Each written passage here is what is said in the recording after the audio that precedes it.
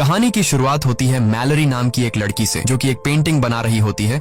Malory pregnant है और कुछ ही दिन बाद उसका बच्चा पैदा होने वाला है। तभी उसकी बहन जेसिका आती है और मैलरी से कहती है कि तुमने टीवी पर न्यूज देखा है, न्यूज में कुछ अजीब सी खबरें दिखाई जा रही हैं। मैलरी जब न्यूज देखती है तो उसे पता चलता है कि रशिया में एक ऐसी बीमारी फैल गई है जिसमें इंसान अपने दिमाग पर कंट्रोल खो देता है और यह बीमारी उस इन्फेक्टेड इंसान को खुद की जान लेने पर मजबूर कर देती है। रिपोर्टर बताता है कि अब तक पूरी तरह से किसी को भी पता नहीं है कि यह एक बीमारी है या फिर कोई वायरस। बस अचानक किसी चीज को देखकर लोग अपने आप पे कंट्रोल खोकर बेरहमी से अपनी जान ले लेते हैं। न्यूज में बताया जाता है कि यह बीमारी लाखों लोगों में फैल गई है और अब यह बीमारी रशिया से दूसरी कंट्रीज में भी फैल रही है।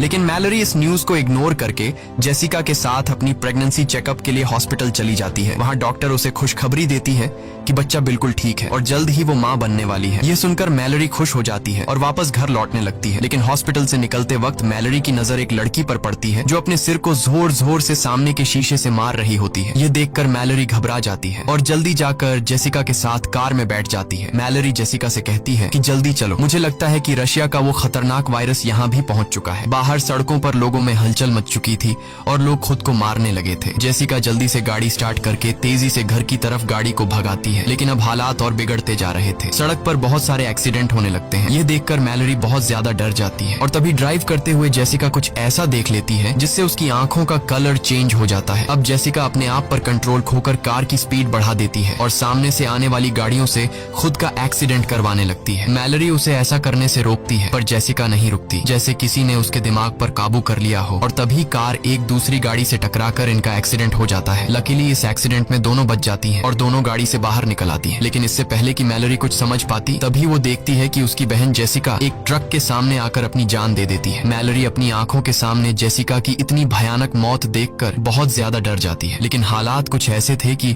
उसे अपनी बहन की डेड बॉडी के पास जाने का टाइम भी नहीं मिलता। वो देखती है कि चारों तरफ लोगों में भगदड़ मची हुई है और मैलरी भी उन्हीं लोगों में शामिल होकर आगे की तरफ दौड़ने लगती है। लेकिन पीछे से उसे कोई धक्का देकर नीचे गिरा देता है। तभी एक औरत उसकी मदद करने आती है, लेकिन इससे पहले कि वो मैलरी को उठा पाती, तभी उसे भी सामने कोई चीज दिखाई देती है और वो औरत भी जेसिका की तरह एक जलती हुई कार में बैठकर अपनी जान दे देती है। इसी बीच टॉम नाम का एक बंदा आता है। वो मैलरी को उठाकर पास के घर के अंदर ले आता है। इस घर में पहले से कुछ लोग मौजूद होते हैं और ये लोग भी अचानक से ये सब देखकर बहुत ज्यादा डरे हुए होते हैं। घर के अंदर मौजूद सभी लोग एक दूसरे से पूछते हैं कि आखिर क्या हो रहा है, पर किसी को कुछ पता नहीं होता। इसलिए ये लोग टीवी ऑन करते हैं। न्यूज में बताया जाता है कि बाहर कुछ ऐसी चीज मौजूद है जिसे देखते ही लोग पागल हो जाते हैं और खुद को मारने पर उतर आते हैं। रिपोर्टर बताता है कि यह वायरस पूरी दुनिया में फैल चुका है, इसलिए जो कोई भी इस वायरस से इन्फेक्टेड नहीं हुआ है उसे चाहिए कि वो अपने घर की सारी खिड़की दरवाजे बंद रखे और घर से बाहर निकलने की गलती बिल्कुल न करे। ये लोग जल्दी से घर की सभी खिड़कियां बंद कर देते हैं और साथ ही साथ खिड़कियों के शीशे भी पेपर से ढक देते हैं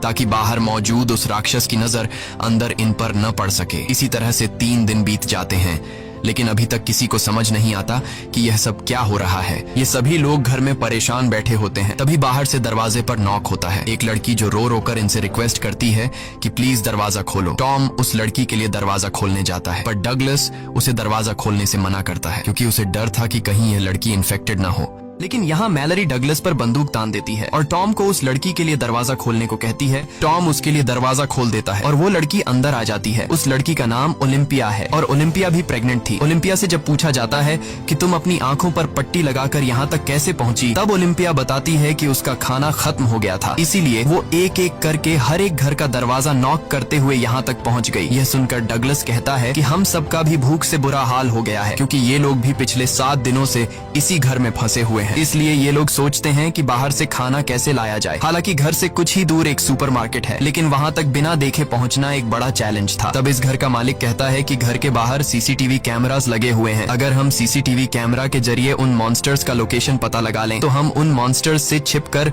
सुपरमार्केट तक पहुंच सकते हैं। और घर का मालिक कहता है कि मुझे नहीं लगता कि इस मॉन्स्टर को स्क्रीन पर भी देखने से इंसान इन्फेक्टेड हो सकता है, लेकिन बाकी सब इसे ऐसा करने से मना कर देते हैं। तब घर का मालिक कहता है कि अगर हमने यह कदम नहीं उठाया तो हम सब भूख से मर जाएंगे। ये सुनकर बाकी लोगों को भी उसकी बात सही लगती है। सब लोग इसे चेयर के साथ रस्सी से बांध लेते हैं ताकि अगर वो इन्फेक्टेड भी हो जाए तो यह खुद को न मार सके, क्योंकि उस मॉन्स्टर को जो भी देख लेता वह खुद को मारने पर उतर आता। इसके बाद बाकी लोग इसे यहीं पर छोड़कर दूसरे रूम में चले जाते हैं और ये बंदा स्क्रीन की तरफ देखने लगता है। कुछ देर बाद स्क्रीन पर हमें एक हवा का झोंका नजर आता है और हम देखते हैं कि उसके चेहरे के एक्सप्रेशंस बदलने लगते हैं। देखते ही देखते उसकी आंखों का कलर चेंज हो जाता है। कुछ देर बाद उस रूम से तेज चिल्लाने की आवाजें आने लगती हैं। यह सुनकर बाकी लोग भी उसके पास दौड़ कर आते हैं, लेकिन उनके पहुंचने से पहले ही घर का मालिक अपना सिर सामने के टेबल पर पटक कर खुद को मार देता है। यह सब देखकर वो लोग बहुत ज्यादा डर जाते हैं और उन्हें एक बात समझ आ जाती है कि इस मॉन्स्टर को चाहे स्क्रीन पर देख लो या फिर आंखों के सामने, ये आपको मारकर ही रहेगा। उसके बाद ये लोग मॉनिटर स्क्रीन को तोड़ देते हैं ताकि गलती से भी इन लोगों की नजर उस मॉन्स्टर पर न पड़ सके। इस तरह से एक दिन और गुजर जाता है और अब उनका भूख से बुरा हाल हो चुका था, इसलिए ये लोग सुपरमार्केट तक जाने का एक दूसरा प्लान बनाते हैं। टॉम कहता है कि हम जीपीएस का यूज करके कार के जरिए उस मार्केट तक पहुंचेंगे, जिसके बाद ये लोग कार के शीशे पेंट से ढक देते हैं ताकि ये लोग न ही बार का नजारा देख सकें और न ही बाहर से कोई उन्हें अंदर देख सके। जिसके बाद 5 लोग जीपीएस की मदद से गाड़ी लेकर बाहर निकलते हैं और धीरे धीरे बिना आगे की सड़क नजर आए जीपीएस की मदद से आगे बढ़ते हैं। यहाँ हम देखते हैं कि पूरा शहर वीरान हो चुका है। चारों तरफ सड़क लाशों से भरी पड़ी है। कुछ दूर आगे जाने के बाद कार तेजी से वाइब्रेट करने लगती है। कार के सेंसर से पता चलता है कि कार को चारों तरफ से उन मॉन्स्टर्स ने घेर लिया है, लेकिन टॉम हार नहीं मानता और गाड़ी को आगे बढ़ाता है और जैसे तैसे करके ये लोग स्टोर तक पहुंच जाते हैं, जहाँ पर ये लोग अपनी आंखों पर पट्टी बांधकर कार से उतरते हैं और स्टोर के अंदर पहुंच जाते हैं। अंदर आकर ये लोग सबसे पहले खिड़की दरवाजे बंद करते हैं और फिर ये लोग अपनी आंखों से पट्टियां उतार देते हैं। स्टोर में खाने पीने और जरूरत की तमाम चीजें मौजूद थीं, जिसे देखकर वे सभी बहुत खुश होते हैं और हर एक बंदा जितना हो सके उतना राशन इकट्ठा कर लेता है। यहाँ हम मैलरी और टॉम को देखते हैं जो एक दूसरे से बातें कर रहे होते हैं। टॉम एक अच्छा इंसान था और टॉम ने मैलरी की जान भी बचाई थी। उनकी बातों से हमें पता चलता है कि ये एक दूसरे को पसंद करने लगे हैं। इसके बाद ये दोनों भी खुद के लिए जरूरत की चीजें ढूंढने लगते हैं। मैलरी को एक पिंजरे में 3 बर्ड्स मिलते हैं जिन्हें वह अपने साथ रख लेती है और तभी स्टोर का दरवाजा कोई नॉक करता है, लेकिन ये लोग डर के मारे उस आदमी के लिए दरवाजा नहीं खोलते। तब वह आदमी रो रो कर रिक्वेस्ट करता है कि प्लीज दरवाजा खोल दो। अब इन लोगों को उस आदमी पर तरस भी आता है और उन्हें डर भी था कि कहीं यह आदमी इन्फेक्टेड ना हो, इसलिए ये लोग पहले से उस आदमी के लिए दरवाजे पर तैयार खड़े हो जाते हैं ताकि उन्हें अगर उस आदमी पर जरा सा भी शक हो कि यह इन्फेक्टेड है तो उसे मार देंगे। ये लोग जैसे ही उसके लिए दरवाजा खोलते हैं, वह आदमी जबरदस्ती घुसने लगता है और कहता है कि ये मॉन्स्टर्स बहुत ही खूबसूरत हैं, तुम सभी को इसे देखना चाहिए। यह सुनकर ये लोग समझ जाते हैं कि यह आदमी भी इन्फेक्टेड है। अब उनके पास उस आदमी को बाहर निकालने का कोई रास्ता नहीं था, इसलिए चार्ली सबको बचाने के लिए उस आदमी को जोर से धक्का देकर बाहर धकेल देता है और खुद भी उसके साथ बाहर चला जाता है। बाहर वह बंदा चार्ली को बुरी तरह से मार देता है और चार्ली ने अपने साथियों की जान बचाने के लिए अपनी जान दे दी। यहाँ मैलरी नोट करती है कि जब वो मॉन्स्टर्स करीब हों तो बर्ड्स शोर करने लगते हैं और अब ये बर्ड्स उनके लिए एक बड़ा सहारा बनेंगे। उसके बाद बाकी बचे 4 लोग राशन लेकर वापस लौट आते हैं और उन सबको चार्ली की मौत का बहुत दुख था। अब रात हो जाती है और हम देखते हैं कि सभी लोग अपने अपने रूम में चले गए हैं और तभी बाहर दरवाजे पर कोई नॉक करता है। ओलिम्पिया को जब पता चलता है कि बाहर दरवाजे पर कोई है तो वो बिना सोचे समझे उस आदमी को घर के अंदर ले आती है, लेकिन तभी मैलरी उसे देख लेती है और उसे गन से शूट करने की धमकी देती है। यहाँ पर घर के बाकी लोग भी कमरों से बाहर निकल आते हैं और एक अनजान आदमी को देखकर ये लोग डर जाते हैं और ओलिम्पिया पर चिल्लाने लगते हैं कि तुमने इस आदमी को अंदर क्यों लाया। ओलिम्पिया कहती है कि मैं अकेले बाहर रह चुकी हूँ, मुझे पता है कि अकेले बाहर रहना कितना मुश्किल है, इसीलिए मुझे इस आदमी पर तरस आकर मैंने उसे अंदर लाया। और यहाँ ये आदमी जिसका नाम गैरी है, वह बताता है कि प्लीज मुझे घर से बाहर मत निकालो। वो कहता है कि मेरे घर में कुछ साइको लोग घुस आए थे जिन्होंने मेरे दोस्तों की आंखें जबरदस्ती खोल दी और उन्हें उस शैतान को दिखा दिया जिसे देखते ही मेरे सारे दोस्तों ने सुसाइड कर लिया, पर मैं किसी तरह बचकर भागते भागते यहाँ तक पहुँच गया। यहाँ हमें पता चलता है कि जो कोई भी उस शैतान को देख लेता है तो वो शैतान उस इंसान को कुछ ऐसा दिखाता है जिससे वो बहुत ज्यादा डर जाता है। यानी यह शैतान उस इंसान को उसकी जिंदगी का सबसे बड़ा दुख या फिर नुकसान दिखाता है। ये दुख इतना गहरा होता है कि वो सह नहीं पाता और अचानक बहुत ही ज्यादा डिप्रेशन में जाकर वो इंसान खुद को मार देता है। यहाँ गैरी कुछ और बातें भी बताता है। वो कहता है कि उन साइको लोगों की आंखों पर पट्टी नहीं थी, बल्कि वो उस शैतान को देखकर खुश हो रहे थे। गैरी की यह बातें सुनकर हमें पता चलता है कि वो शैतान उस इंसान को नहीं मार पाता जो अपनी जिंदगी में पहले से बहुत ज्यादा दुखी होता है, क्योंकि वो पहले से ही अंदर से टूटा हुआ होता है। इसलिए वो इंसान जो पहले से अपनी जिंदगी डिप्रेशन में गुजार रहा हो, उस पर शैतान की इस चाल का ज्यादा असर नहीं होता बल्कि शैतान उसे अपना गुलाम बना लेता है ताकि इंसान के रूप में रहते हुए ये लोग और इंसानों का शिकार कर सकें। अब क्या गैरी भी उस शैतान का एक पपेट है या फिर इन्हीं की तरह एक आम इंसान, ये तो हमें आगे पता चलेगा। यहाँ सब लोग गैरी को घर में रहने की इजाजत दे देते हैं, लेकिन डगलस को गैरी पर बिल्कुल भरोसा नहीं होता और वो गुस्से में गन लेकर उसे बाहर निकलने की धमकी देता है। पर तभी पीछे से शर्ला आकर डगलस को सर पर किसी चीज से मारकर बेहोश कर देती है और सब मिलकर डगलस को दूसरे कमरे में बंद कर देते हैं और गैरी सबका शुक्रिया अदा करता है। उसके बाद अगले दिन अचानक मैलरी और ओलिम्पिया दोनों को एक साथ लेबर पेन्स शुरू हो जाते हैं। टॉम और शर्ला उनकी मदद करते हुए दोनों को ऊपर के कमरे में ले जाते हैं, लेकिन गैरी नीचे ही रहता है और उसकी हरकतें भी कुछ अजीब सी होने लगती हैं। वो शैतान की ढेर सारी तस्वीरें निकालकर टेबल पर रख देता है और उसकी आंखें देखकर हमें पता चलता है कि गैरी भी शैतान के कंट्रोल में है। इसी बीच मैलरी और ओलिम्पिया अपने बच्चों को जन्म देती हैं। ओलिम्पिया को एक बेटी होती है और मैलरी को एक बेटा। लेकिन नीचे पिंजरे में बंद पंछी शोर करने लगते हैं, जिसे गैरी तंग होकर पिंजरे को उठाकर फ्रिज में बंद कर देता है और खिड़कियों पर लगे पेपर्स को उतार देता है। तभी डगलस उसकी हरकतें देखकर समझ जाता है कि वो भी शैतान का एक पपेट है, जो शैतान को देखकर मरते नहीं बल्कि शैतान के कहने पर दूसरों की जान लेते हैं। डगलस चिल्लाकर बोलता है कि मैंने कहा था कि इस बंदे को घर से निकाल दो। डगलस की आवाज सुनकर टॉम नीचे आता है, लेकिन तभी गैरी पीछे से आकर टॉम के सिर पर वार करके उसे बेहोश कर देता है। इसके बाद गैरी डगलस से भी छुटकारा पाने के लिए उसकी तरफ बढ़ता है, लेकिन तभी उसके कानों में बच्चों की आवाजें आती हैं। इसलिए वो डगलस को छोड़कर ऊपर ओलिम्पिया और मैलरी के कमरे में जाता है, जहां वो खिड़कियों पर लगे सभी पेपर्स को हटा देता है और जैसे ही ओलिम्पिया बाहर देखती है वो शैतान के वश में आ जाती है। अब मैलरी को समझ आ जाता है कि ओलिम्पिया अब किसी तरह से खुद को मार कर ही रहेगी, इसलिए वो ओलिम्पिया से उसकी बेटी छीन लेती है और तभी ओलिम्पिया खिड़की से कूदकर अपनी जान दे देती है। उसके बाद गैरी शर्ला को पकड़कर जबरदस्ती उसकी आंखें खोल देता है और वो भी इन्फेक्टेड होकर खुद को खत्म कर लेती है। अब गैरी मैलरी की तरफ बढ़ता है, पर उसने चादर से अपने साथ दोनों बच्चों को छिपा रखा होता है,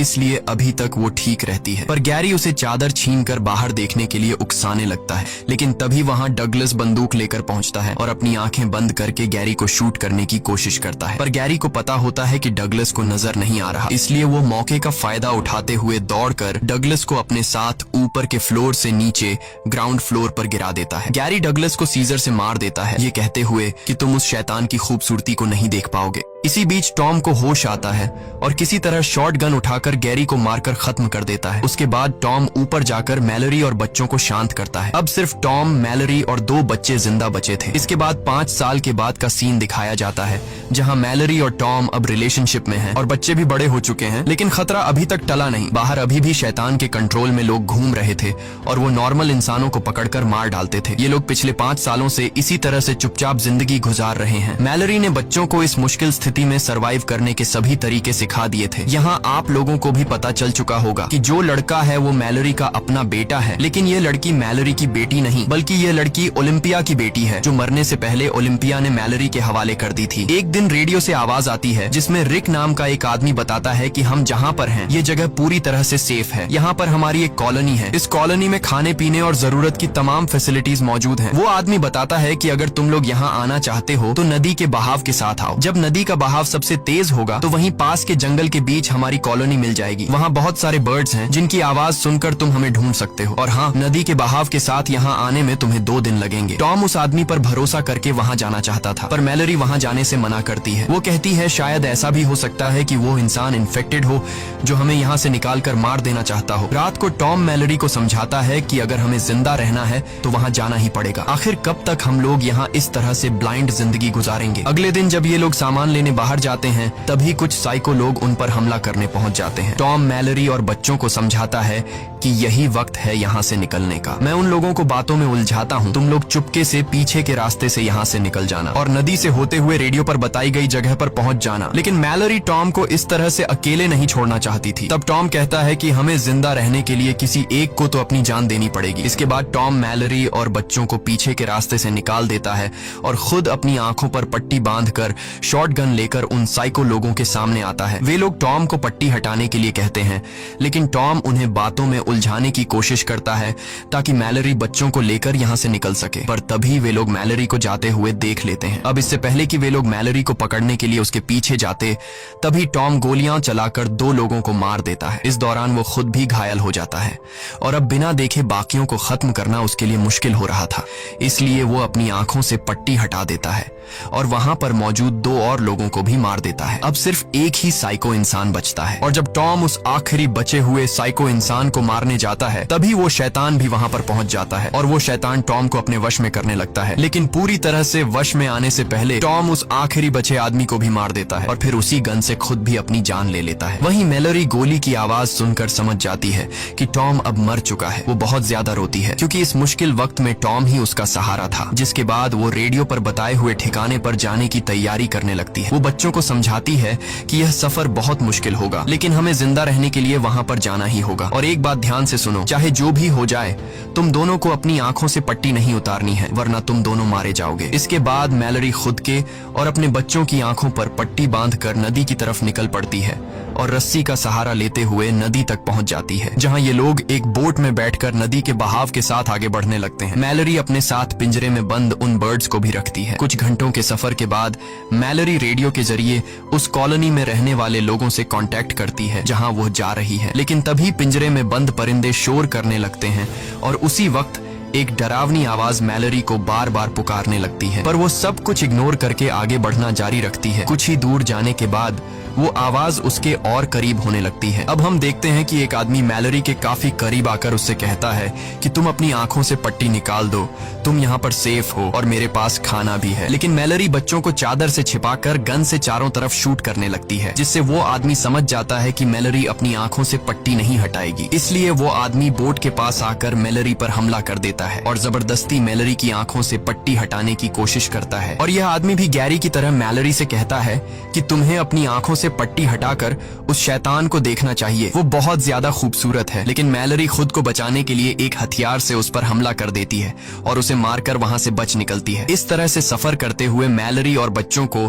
24 घंटे गुजर चुके थे और ये लोग बहुत ज्यादा थक जाते हैं। तभी अचानक बोट एक ट्रक से टकराती है, जिससे उसका बेटा और खाने पीने का सामान पानी में गिर जाता है। अब मैलरी अपने बेटे को तो पानी में डूबने से बचा लेती है, लेकिन इनके पास जो खाने पीने की चीजें थीं वो नदी में बह जाती हैं। ये देखकर मैलरी बहुत ज्यादा परेशान हो जाती है, क्योंकि अगर उन्हें खाने पीने की चीजें नहीं मिली तो वो भूख से मर जाएंगे। इसलिए मैलरी खाना ढूंढने के लिए बोट को नदी के किनारे लगाती है और बच्चों से कहती है, चाहे कुछ भी हो जाए तुम दोनों बोट पर ही रहना और अपनी आंखों से पट्टी बिल्कुल भी मत निकालना। इसके बाद वो बोट से एक रस्सी बांधकर खाने पीने की चीजें ढूंढते हुए जंगल के बीच एक घर में पहुंचती है और वहां उसे कुछ खाने पीने की चीजें मिल भी जाती हैं। लेकिन सामान लेकर जब वो वापस लौटने वाली होती है, तभी वो शैतान उसके पीछे पड़ जाते हैं और मैलरी को इंसानों की आवाज में बुलाने लगते हैं। मैलरी गोलियां चलाते हुए तेजी से वहां से भागती है। गोलियों की आवाज सुनकर ओलिम्पिया की बेटी खुद को रस्सी से बांधकर बोट से उतरती है और मैलरी को ढूंढने के चक्कर में सीधे उस शैतान के पास चली जाती है। लेकिन तभी मैलरी उसे खींचकर वापस ले आती है और गुस्से में उसे डांटती है कि मैंने तुमसे कहा भी था कि बोट से मत उतरना। इसके बाद ये तीनों फिर से अपना सफर जारी रखते हैं और अब मैलरी और बच्चे 42 घंटे से लगातार सफर पर हैं। मैलरी बच्चों को समझाती है कि अब नदी में एक ढलान आने वाला है, जिससे पानी का बहाव बहुत तेज हो जाएगा, इसलिए बोट को मजबूती से पकड़ कर रखना। थोड़ी ही दूर आगे जाने के बाद नदी का बहाव तेज होने लगता है। ये लोग मजबूती से बोट को कसकर पकड़ लेते हैं, लेकिन यह रास्ता बहुत ही ज्यादा खतरनाक था। तभी अचानक उनकी बोट पलट जाती है और तीनों पानी में गिर जाते हैं और ये तीनों पानी में बहते रहते हैं। अब मैलरी अपने बेटे को तो पानी में पकड़ लेती है, लेकिन ओलिम्पिया की बेटी को जमीन मिल जाती है और वो मैलरी को पुकारने लगती है। लड़की की आवाज सुनकर मैलरी उसे भी ढूंढ लेती है। इस तरह से उन्होंने अपने सफर का सबसे मुश्किल रास्ता तय कर लिया था और अब उनकी मंजिल काफी करीब थी। ये लोग जंगल में आगे बढ़ते हैं और तभी उन्हें परिंदों की आवाज भी सुनाई देती है, जिस तरह से उन्हें रेडियो में कहा गया था। ये लोग परिंदों की आवाज का पीछा करते हुए उसी डायरेक्शन में जाते हैं, लेकिन तभी वो शैतान भी वहां पहुंच जाता है और उनका पीछा करने लगता है। वो शैतान उन्हें अपनी आंखों से पट्टी हटाने के लिए बहकाने की कोशिश करता है, लेकिन मैलरी बच्चों से कहती है कि आवाज पर ध्यान ध्यान मत दो और आगे बढ़ते रहो। आगे बढ़ते दौरान अचानक मैलरी नीचे गड्ढे में गिर जाती है और बेहोश हो जाती है। बच्चे भी परेशान हो जाते हैं कि मैलरी कहाँ गई। वे लोग मैलरी को यहाँ वहाँ ढूंढने लगते हैं और मौके का फायदा उठाते हुए वो शैतान मैलरी की आवाज में बच्चों से पट्टी उतारने को कहता है। ना समझ बच्चे शैतान को मैलरी समझकर अपनी आंखों से पट्टी उतारने लगते हैं, पर तभी सही समय पर मैलरी होश में आ जाती है और जोर से चिल्लाकर बच्चों को पट्टी उतारने से रोक लेती है और उनकी आवाज को फॉलो करते हुए बच्चों के पास आ जाती है। इसके बाद मैलरी उन्हें लेकर बर्ड्स की आवाज सुनते हुए भागना शुरू करती है, क्योंकि इस बीच वो शैतान बिल्कुल उनके पीछे पड़ा हुआ था और हर एक संभव कोशिश करके इन लोगों को कॉलोनी में एंटर होने से रोकने की कोशिश कर रहा था। पर ये लोग शैतान को इग्नोर करके फाइनली उस जगह तक पहुंच जाते हैं और मैलरी जल्दी दरवाजा खोलने के लिए इन लोगों से रिक्वेस्ट करती है। वो लोग उन्हें अंदर ले आते हैं और सबसे पहले उनकी आंखें चेक करके कंफर्म किया जाता है कि वह इन्फेक्टेड हैं या नहीं। जब उन्हें पता चलता है कि ये तीनों इन्फेक्टेड नहीं हैं, तो वो लोग उन तीनों को कॉलोनी के अंदर ले आते हैं। मैलरी अपनी पट्टी हटाकर देखती है कि ये एक ब्लाइंड स्कूल है जहां ज्यादातर लोग देख नहीं सकते और इसलिए वो शैतान उनका कुछ नहीं बिगाड़ सकता। यहाँ मैलरी की मुलाकात रिक नाम के एक बंदे से होती है। ये असल में वही बंदा है जिसने रेडियो के जरिए मैलरी और टॉम को इस जगह का लोकेशन दिया था। यहाँ बहुत सारे बर्ड्स भी पाले जाते हैं ताकि खतरे की वार्निंग उन्हें मिलती रहे। मैलरी भी पिंजरे में बंद उन परिंदों को आजाद कर देती है। इसी के साथ ये कहानी खत्म हो जाती है। अगर आपको वीडियो अच्छी लगी हो तो हमारे चैनल को सब्सक्राइब और वीडियो को लाइक जरूर कीजिएगा। और अगर आपको इस मूवी का सेकंड पार्ट देखना है तो कमेंट में पार्ट 2 लिखें।